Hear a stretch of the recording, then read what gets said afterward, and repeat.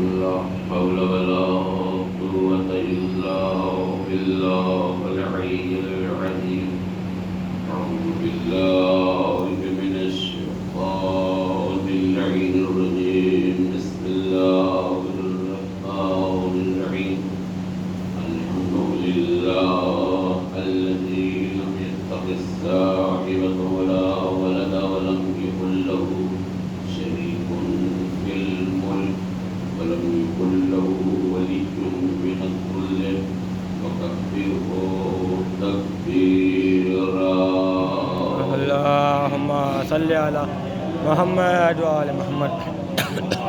الصلاة والسلام والتحية والإكرام على الرسول النبي الأمي الذي أرسله بالحق بشيرا ونذيرا وداعيا إلى الله بإذنه وسراجا منيرا. سيدنا ومولانا أبي القاسم محمد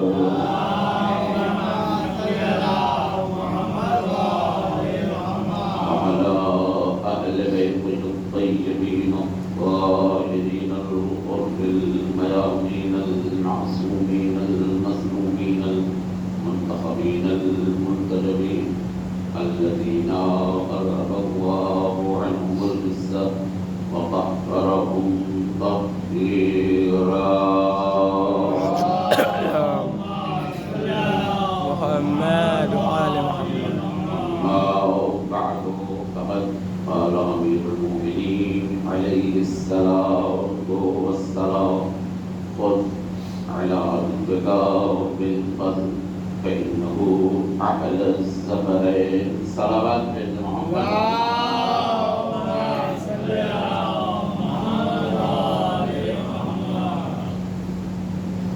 انشاءاللہ تعالی آج سے ہماری اور آپ کی گفتگو جو دن کی مجالس میں ہوگی وہ نہج البلاغہ مولائے متقیان امیر کائنات علی بن ابی طالب علیہ السلام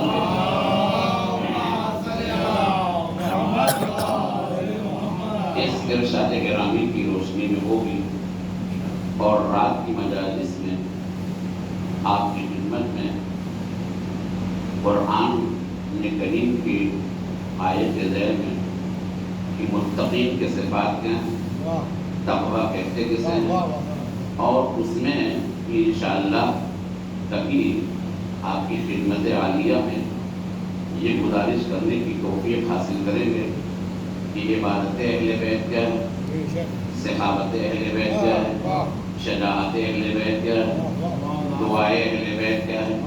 یہ اس طرح کے عناوین رات کی مجالس میں قرآن کی روشنی میں اور دن کی مجالس میں نہج البلاغہ کی روشنی میں، اس لیے کہ ہمارے اور آپ کے پاس اتنی نظیم کتاب کہ جسے قرآن کہا جاتا ہے، اور اس کے بعد یہ مولا کا کلام کہ نہج البلاغہ کہ جس کو یہ کہا گیا ہے کہ تحت کلام الخالق فوق کلام المخلوق، خالق کے کلام سے نیچے ہے، مخلوق کے کلام سے اوپر ہے.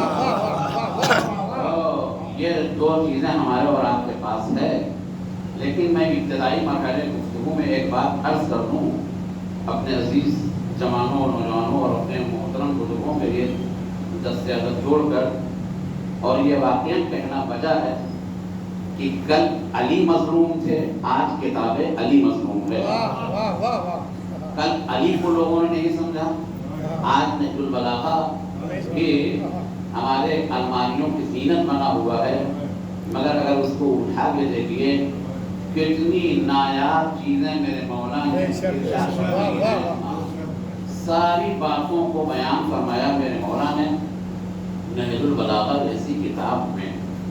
بہرحال سلسلہ گفتگو ذہن عالی میں ہوگا.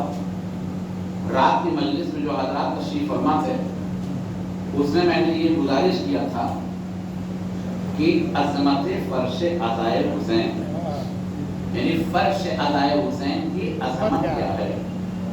جب تک ہمیں اور آپ کو یا کسی بھی فرد بشر کو کسی چیز کی عظمت کا احساس نہیں ہوگا، اس وقت تک وہ اس چیز کو اہمیت نہیں دے سکتا ہے۔ اور تو فرش عزائے حسین کی عظمت، میں تو یہ کہتا ہوں کہ عزائے حسین سے بڑا ذخیرہ ہمارے اور آپ کے پاس سرمایہ کوئی اور نہیں ہے۔ یہ سرمایہ آخرت ہے، یہ سرمایہ عاقبت ہے، یہی سرمایہ نجات ہے، یہی سرمایہ شفاعت ہے، یہی سرمایہ جنت ہے، یہی سرمایہ رضایت حسین ہے، یہی سرمایہ رضایت اہل بیت ہے، یہی سرمایہ خوشنودی پروردگار ہے۔ ان سے پوچھئے جن کے پاس یہ قیمتی سرمایہ نہیں ہے، ہم اس کی قدر کیوں نہیں کر پاتے ہیں؟ چونکہ یہ نعمت ہمارے اور آپ کے پاس موجود ہے۔ ہمارے یہاں عربی میں دیکھیں، ہم عربی لینگویج زیادہ استعمال کریں گے، مگر وہ آسان مستد ہو گئی تو ہو جائے گی جب ٹرانسلیشن اس کا اردو میں کر دیں گے ہو جائے گی نا، لیکن عربی کے الفاظ ہم بیچ بیچ میں استعمال کیا کریں گے۔ تو ہمارے لیے یہ ہے کہ ہم نعمتوں کے موجود ہونے کے باوجود اس کی ہم قدر نہیں کر پاتے ہیں۔ آنکھوں میں ہماری روشنی ہے، ابھی دور تک دیکھ رہے ہیں، ابھی اس کی کوئی ویلیو نہیں ہے، لیکن جس دن خدا نخواستہ آنکھ کی روشنی غائب ہو گئی تو انسان چنئی کے بڑے سے بڑے جو ہاسپٹل ہے پوری دنیا میں، آنکھوں کے ایک ایک رب کے ڈاکٹر ہیں، کئی لاکھ روپیہ، دعائیں بھی ہیں، منتیں بھی ہیں، اور یہ بھی ہیں، چلے بھی ہیں، التماس بھی ہے، درخواست بھی ہے۔ میرے عزیزو، جب تک نعمت موجود تھی اس وقت اس سے قدر نہیں تھی، نعمت جب چھین گئی تو اس سے قدر کا احساس ہو گیا۔ کام سے جو ہلکی سے کوئی جو گفتگو کرتا ہے اس کو بھی سن لیتے ہیں، چونکہ ذوق سماعت ہے، سماعت سننے کی طاقت ہے۔ لیکن اگر خدا کا سماعت کو اللہ نے چھین لیا، چلے گئے۔ ہاتھ ہمارا حرکت کر رہا ہے، پاؤں میں ہماری طاقت ہے، دل ہمارا دھڑک رہا ہے، ہماری آنکھوں میں روشنی ہے، ہمارے زبان میں قوت بیان ہے، یہ سب ہے، مگر ہم اس کی قدر نہیں کر رہے ہیں۔ ہمارے یہاں عربی کہتے ہیں قدر النعمہ بعد فقدان النعمہ، نعمتوں کی قدر ہوتی ہے کب؟ نعمتوں کے چھن جانے کے بعد۔ نعمتیں اللہ چھینتا کب ہے؟ اللہ نے کہا ہم نے آنکھیں دی ہیں، انہی آنکھوں سے تم جو گناہ بھی کر سکتے ہو، انہی آنکھوں سے تم ثواب بھی حاصل کر سکتے ہو۔ کہا کیسے؟ کہا کہ انہی آنکھوں سے آپ اپنے ماں باپ کو رحمت کی نگاہوں سے دیکھ سکتے ہیں۔ میں وہ چیزیں بیان کرنا چاہتا ہوں بیچ میں کہ جو ہمارے لیے یہ تبلیغ کبھی گوشہ ہو جائے۔ کچھ لوگ بیچارے اپنے جوانی اور نوجوانی کے اس میں آ کی منزل میں آ کر ماں باپ کے درجے کو بھول جاتے ہیں، ماں باپ کے مرتبے کو بھول جاتے ہیں، تو ان کے لیے میں یہ بات گزارش کرتا ہوں، اچھا جب شادی ہو جاتی ہے تو ریموٹ کسی دوسرے کے ہاتھ میں چلی جاتی ہے۔ انسان کو غور کرنا چاہیے میرے چیزوں۔ میں انشاءاللہ کبھی پڑھوں گا آپ کی خدمت میں۔ ہمارے گجرات میں جب لڑکے کی شادی ہوتی ہے تو وہاں پر مجلس ہوتی ہے مختصر، وہاں پہ پیسی میں مجلس ہوتی ہے گجرات میں، کھوجا حضرات کو بزنس والے ہوتا ہے 20 بجے، وہ بھی 11 بجے رات ہوتی ہے، 12 بجے رات۔ اس میں اب تک 6 برس سے 8 برس سے میں جتنی میں نے پڑھی ہے وہ صرف شوہر اور زوجہ کے حقوق کو پڑھا ہے۔ دیکھیں یہ نوکرانی نہیں آئی ہے بن کے، یہ ہمارے گھر کی خادمہ بن کے نہیں آئی ہے، یہ گھر کا کام انجام دینے کے لیے نہیں آئی ہے، بلکہ آپ اس کی جو ویلیو کو جانیے۔ اور اسی طرح سے شوہر کی بھی کہتے ہیں کہ اگر ایک گلاس پانی زوجہ اپنے شوہر کو پیش کرتی ہے تو اس کو 100 شہید کا ثواب عطا کیا جاتا ہے۔ ایک گلاس پانی سے ضروریات کو آپ نہیں پورا کریں گے کون کرے گا؟ یہ سارے حقوق ہیں، مگر ہم رسم و رواج کی زنجیروں میں جکڑے ہوئے ہیں اور ہم اسلام کے پائبند نہیں بننا چاہتے ہیں۔ اسلام کہتا ہے، دین کہتا ہے، آیات قرآنی کہتی ہے، احادیث اہل بیت کہتی ہے کہ تم اپنے کو برے رسم و رواج کی زنجیروں سے آزاد کر کے اسلام کے قیدی بننے کی کوشش کرو، اس لیے کہ تم سے حشر کے میدان میں سوال کیا جائے گا۔ تو لہذا نعمت وجود والدین ایک عظیم نعمت ہے۔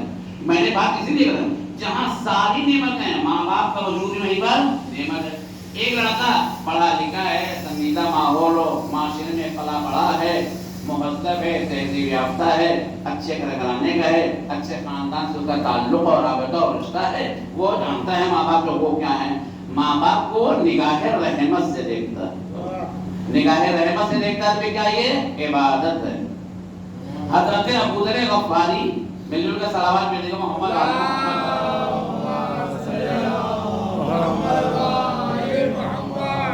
کعبے کے نزدیک بیٹھے ہوئے تھے اور مولود کعبہ امیر المومنین کے چہرے کو غور سے دیکھتے جا رہے تھے، غور سے دیکھتے جا رہے تھے. ارے جب ایک کسی کے چہرے کو آپ ایک دم کنٹینیو آپ جو دیکھتے رہیں گے تو پوچھنے والا اس بات پر مجبور ہو جائے گا بھائی کیا بات ہے آپ کیوں دیکھ رہے ہیں. تو ابوذر غفاری نے کہا بھائی ایسا ہے کہ ایک مرتبہ رسول اللہ کے پاس تشریف فرما تھا اور رسول اللہ کے پہلو میں جانشین مصطفیٰ علی مرتضیٰ بھی بیٹھے ہوئے. تو میں علی کے چہرے کو ایسے غور سے دیکھ رہا تھا تو رسول اللہ فرماتا کہ النظر الی وجہ علی ابن ابی طالب عبادت، کہ علی کے چہرے کو دیکھنا یہ عبادت ہے. پھر میرے مولا نے وہی فرمایا تھا کیا رسول اللہ فرماتے ہیں والنظر الی وجہ الوالدین برحمہ عبادت، اور ماں باپ کے چہرے کو نگاہ رحمت سے دیکھنا یہ بھی عبادت ہے. صلوات پھر محمد علیہ محمد. ایک حدیث میں دو پیغام توجہ جا رہا ہوں. حدیث ایک ہے پیغام ہدایت و انسانیت دو ہے کہ علی کے چہرے پر نگاہ کرنا بھی عبادت اور ماں باپ کے چہرے پر دیکھنا عبادت. تو ایک لائق بیٹا ہے تو ماں باپ کو رحمت کی نگاہ سے دیکھتا ہے، محبت کی نگاہ سے دیکھتا ہے، شفقت کی نگاہ سے دیکھتا ہے. ایک نالائق بیٹا ہے جو ماں باپ کو کیا ہے غضب کی نگاہ سے، غصے کی نگاہ سے، ناراحتی کی نگاہ سے. وہ کیا ہے اب یہاں پر عبادت نہیں ہے. اب یہاں پر گناہ اپنے نام اعمال میں لا رہا ہے. تو آپ نے دیکھا نگاہوں کو بھی اختیار ہمارے ہاتھوں میں ہے، سننے کا بھی اختیار اللہ نے ہمارے ہاتھوں میں دیا ہے، ہاتھوں کے حرکت بھی ہمارے اختیار میں ہے. یعنی ساری نعمتیں دینے کے بعد خالق نعمت نے ہمیں مجبور نہیں کیا ہے استعمال نعمت پر، بلکہ ہمیں اور آپ کو مختار بنا کے بھیجا ہے. اس لیے کہ اگر نعمتیں دینے کے بعد خالق نعمت اپنے بندوں کو مجبور بنا دیتا تو ہم کمال کی منزلوں کو طے نہیں کر سکتے تھے. ارے کمال کی منزلوں تک انسان اسی وقت تک پہنچ سکتا ہے کہ جب اس کی دی ہوئی نعمتوں کو صحیح طریقے سے استعمال کریں گے. ایک صلوات بھیج دو محمد.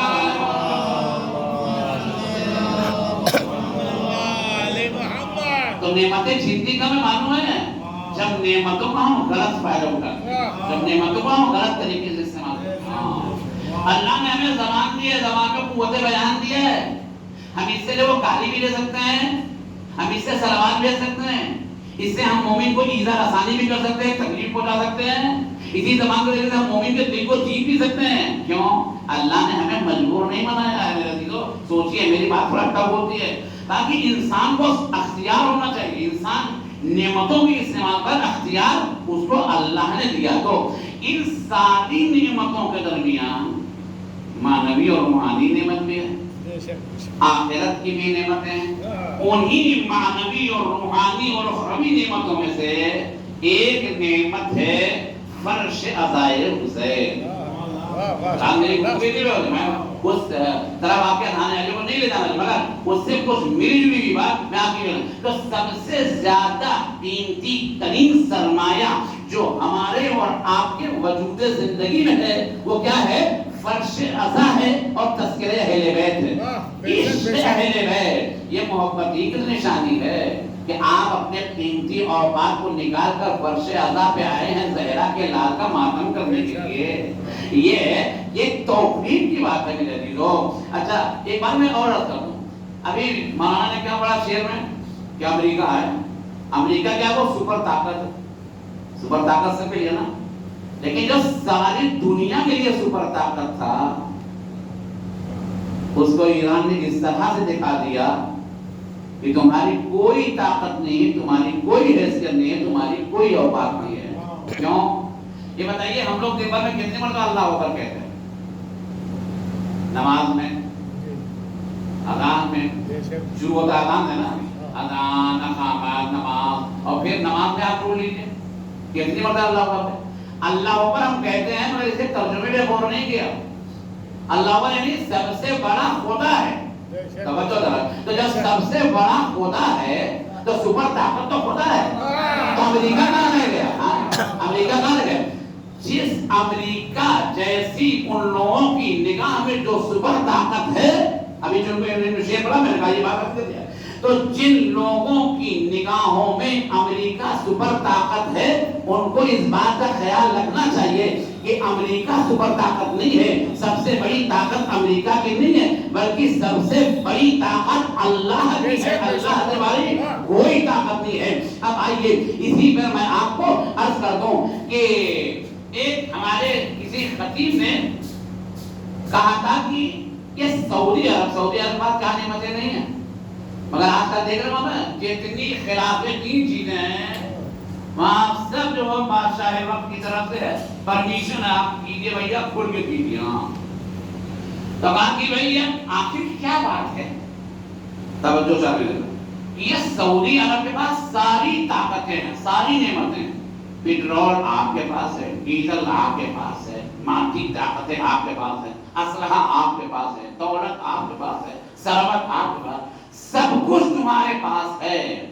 لیکن کیا وجہ ہے کہ تم یمن کے ان مجاہدوں کے مقابلے میں شکست پہ شکست کھاتے جا رہے ہو؟ شکست کھاتے جا رہے ہو. ساری نعمتیں ہونے کے باوجود، ساری دولتیں ہونے کے باوجود، سارا جو پاور ہونے کے باوجود تم کیوں آخر تم شکست کا سامنا کر رہے ہو؟ کہا بس ایک ہی چیز مجھے سمجھ میں آئی ہے کہ سب کچھ تمہارے پاس ہے مگر خدا تمہارے ساتھ نہیں ہے. تمہارے ساتھ ہے مگر خدا تمہارے ساتھ نہیں ہے. اور جب انسان کی زندگی میں سب کچھ رہے گا خدا نہیں رہے گا تو سمجھ لو کچھ بھی نہیں ہے. لیکن اگر ہمارے پاس کچھ بھی نہیں ہے اگر خدا ہے تو سمجھ لو سب کچھ ہے.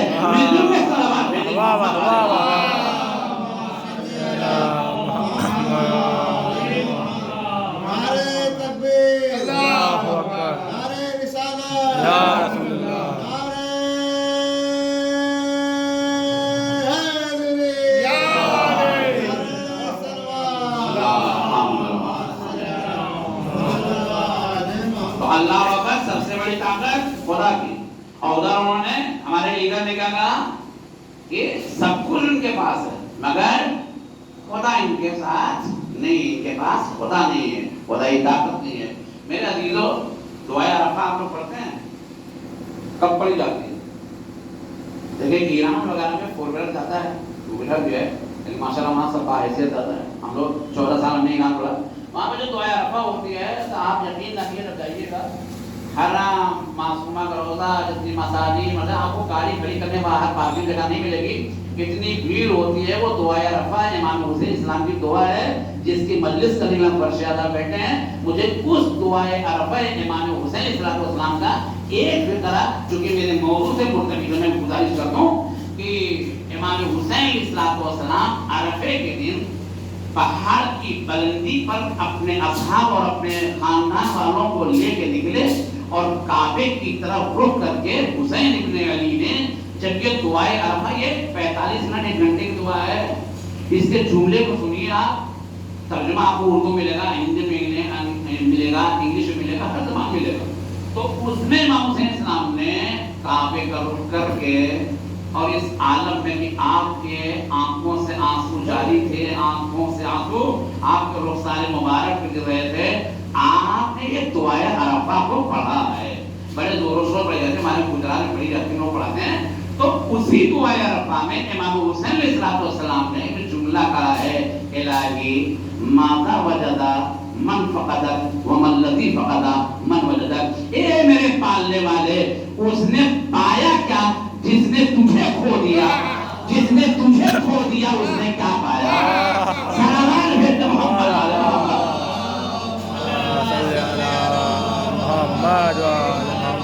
7 کروڑوں کی پراپرٹی ہمارے پاس ہے، دولت ہمارے پاس ہے، عزت ہمارے پاس ہے، طاقت ہمارے پاس ہے، حیثیت ہمارے پاس ہے، نوکر چاکر ہمارے پاس سب ہے، عیش و عروج کی زندگی ہمارے پاس ہے، بہترین محسن ہمارے پاس ہے، سب کچھ ہے میرے پاس. مگر اگر در خدا پہ آنے کی توفیق نہیں ہے، جس کا مطلب یہ ہے کہ میرے پاس सब कुछ होने के बाद खुदा नहीं है, मेरे पास कुछ भी नहीं है, ना मकान है, ना दुकान है, ना कारोबार है, ना जिंदगी है, ना अच्छा खाना पीना है, ना अच्छा रहन सहन है, ना प्रॉपर्टी है, ना दौलत है, ना ओहदा है, ना मनसब है, कुछ भी नहीं है, लेकिन खुदा तो है मेरी जिंदगी में। मेरे अजीजों, पहचानिए कामयाब और कामयान जिंदगी है उन्हीं अफराद की कि जिनकी जिंदगियों में खुदा आ जाए, खुदाई आ जाए, और जिनकी जिंदगी में सब कुछ है मगर खुदा नहीं है तो समझिए कुछ भी नहीं है। तो मेरे अजीजों, हम इसकी कद्र करें, नेमतों की कद्र इसके कि नेमतें हमारे दरमियान से छिन जाए। तो ये अज़ाए हुसैन कीमती सरमाया है। आप मजलिस करते हैं अपने घर पर अज़ाखानों में, आप मजलिस करते हैं इमामबाड़ों में। इसकी मैं हदीस पढ़ता हूँ आपकी खिदमत में। हमारे और आपके छठे इमाम इमाम जाफर सादिक अलैहिस्सलाम इरशाद फरमाते हैं अपने खास सहाबी फुज़ैल से, ये फुज़ैल कहा मौला का ये बताओ, क्या तुम कोई ऐसी मजलिस मुनक़िद करते हो कि जिसमें हमारी तालीमात और हमारे तज़किरे का बाइस हो, जिसमें हमारा जिक्र किया जाता हो, जिसमें दीन की तालीमात और हम अहले बैत की तालीमात पर रोशनी डाली जाती हो? तो कहा हाँ मौला, हम ऐसी मजलिस से इनेकाद करते हैं और उसमें आपस में लोग एक दूसरे से गुफ्तगू करते हैं इस मौजूद को मुताल्लिक़। कहा हाँ मौला, ऐसी हम मजलिस मुनक़िद करते हैं। तो इमाम ने फरमाया इन्नी उहिब्बुहा, बस मैं ऐसी मजलिस को, इन्ना तिलकल मजालिस उहिब्बुहा, बस ए फुज़ैल तुम्हें यकीन होना चाहिए कि ऐसी मजलिस को मैं दोस्त रखता हूँ। फिर इमाम फरमाते अमरना, मेरे अम्र को तुम जिंदा रखना। फिर इमाम फरमाते हैं मन अहयाओ अमरना फरहिमल्लाहु अलैहि, जो इंसान मेरे अम्र को जिंदा रखेगा, जो इंसान जो शख्स मेरे अम्र को जिंदा करेगा, बस अल्लाह की रहमत उस पर नाजिल होगी। कौन कह रहा है? सादिक़े आले मोहम्मद कह रहे हैं रहमत खुदा उस पर नाजिल होगी। रहमत खुदा जानते हैं कितनी अजीब का नाम है? एक रहमत खुदा एक सेकंड के लिए मुनक़ता हो जाए, हमारे दिल की धड़कन खत्म हो जाएगी, या हमारे सांस जो आ रही है, या हमारा सब जो आज़ाव जवारे जो काम कर रहे हैं, ये सब रहमत इलाही का नतीजा है। रहमत परवरदिगार के बगैर नहीं हो सकता है। मजलिस बर्पा करने वालों के लिए छठे इमाम कहते हैं तुम मेरे अम्र को जिंदा रखना, जो मेरे अम्र को जिंदा रखते हैं उन पर अल्लाह की रहमत नाजिल होगी। फिर इमाम फरमाते हैं कि तुम मेरी मुसीबतों को याद करके रोना। मैंने बात कर दिया, तुम मेरी मुसीबतों को याद करके रोना।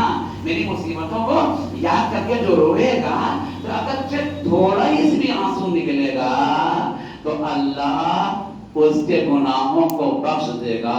अल्लाह अकबर।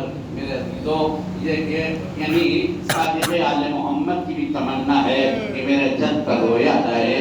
ज़हरा के भी आरज़ू यही थी मेरे लाल हुसैन पे गिरिया किया जाए। आखिर इमाम ने भी यही चांद रात देबिले क़ज़ाई जब मरसिया लेके आए, पढ़ने जा रहे थे, रोक दिया कहानी, पहले हम फर्श बिछाएंगे, पहले हम पर्दा आवेज़ा करेंगे, पहले हम बीवियों को लाएंगे, बस से पर्दा बीवियां बैठेंगी और उसके बाद इमाम बैठे, असा बैठे। क्यों मेरे अजीजों, हमारे इल्म अज़ान ने चाहा है कि हुसैन पे गिरिया किया जाए। अरे इसीलिए तो हमारे छठे इमाम ने फरमाया है कि मन बका औ अबका औ तबाका फवजब लहुल जन्ना, जो रोए या रुलाए और या रोने वालों की सूरत बनाए तो उस पर जन्नत वाजिब है। ए मेरे अजीजों, मालूम है आप किसका मातम करने बैठे हैं, मालूम है आप किस पर गिरिया करने बैठे हैं, मालूम है किसका मातम करने बैठे हैं। ए ज़हरा, साल भर से आपके ये लाल के चाहने वाले बड़ी बेकरारी से मुहर्रम के इंतजार करते हैं, कब मुहर्रम का चांद नमूदार हो, कब हम ज़हरा के लाल का पुरसा करें, कब हम अज़ा खानों में आके मातम करें। ये अरबाब अज़ा, वो जमाना आ गया है, वो गम की घड़ी आ गई है। अरे दिल खोल के रोइएगा, रोने में तकल्लुफ़ से काम न लीजिएगा।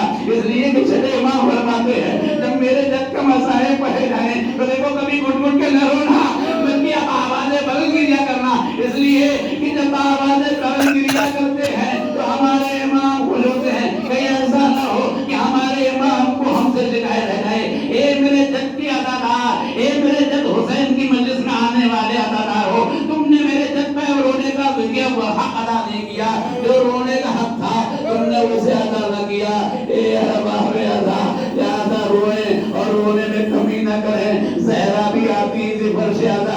رومال لے کر اور حسین کے عزاداروں کے آنکھوں سے نکلے ہوئے آنسوؤں کو زہرا اپنے رومال پاک میں لگا دیتی ہیں.